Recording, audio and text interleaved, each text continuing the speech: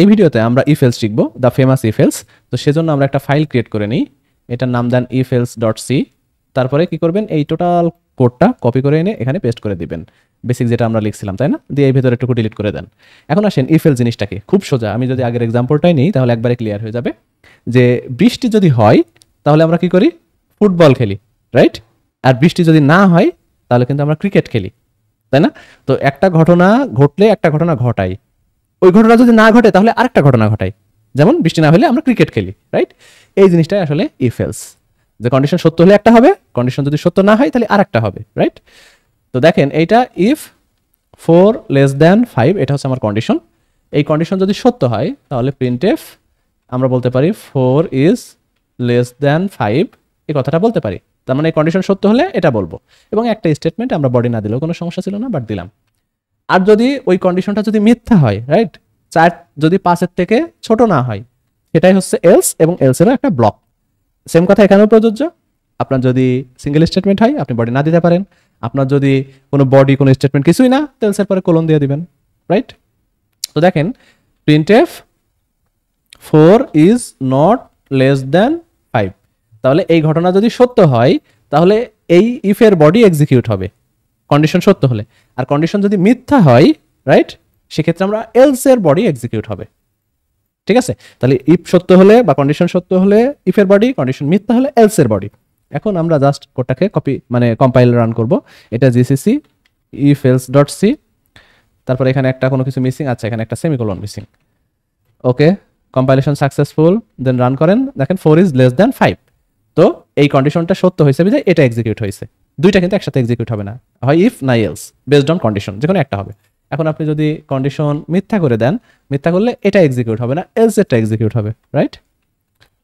আমরা কোডকে compile run করি, দেখি 4 ইজ নট লেস দ্যান 5, তার মানে এই কন্ডিশনটা মিথ্যা, দ্যাটস ওয়াই এটা এক্সিকিউট হয়েছে, এলস ব্লক।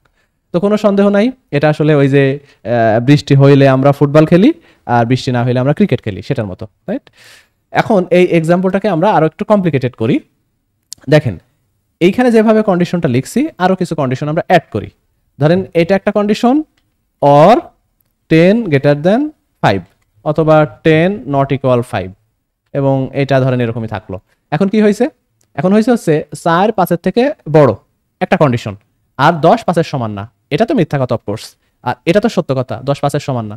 তো এটা সত্য হওয়ার কারণে এবং মাঝখানে অর লজিক থাকার কারণে টোটাল লজিকটা কিন্তু ট্রু, এবং ট্রু হওয়ার কারণে এই লেখাটা আউটপুটে আসবে। তো দেখেন কোডকে কম্পাইল করেন, দেন রান করেন, 4 is less than 5, right? Condition সত্য হয়েছে।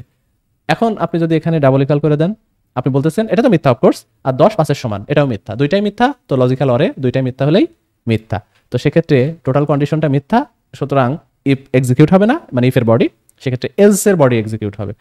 কোড কম্পাইলেশন সাকসেসফুল, রান করেন, দেখেন 4 ইজ নট লেস দ্যান 5, এখন কিন্তু ঠিক আছে।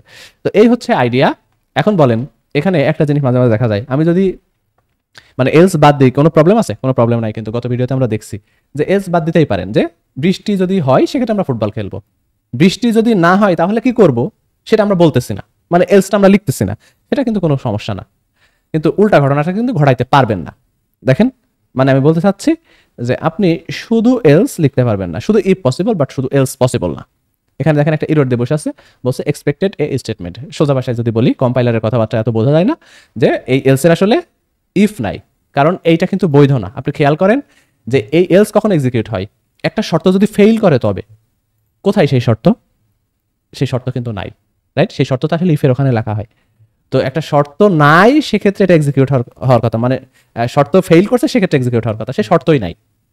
তো সোজা কথাই এলস হতে পারে না, শুধুমাত্র ইফ হতে পারে, আর ইফের সাথে তো এলস হতেই পারে, কোনো সমস্যা নাই। তো এই হচ্ছে আমাদের the fundamental of if else. তো কারো কোনো সন্দেহ থাকলে অবশ্যই আমাদের কমেন্ট বক্সে জানাবেন, আর এই ইফ এলস ভালো করে প্র্যাকটিস করবেন, ঠিক আছে? তো আশা করি বুঝছেন।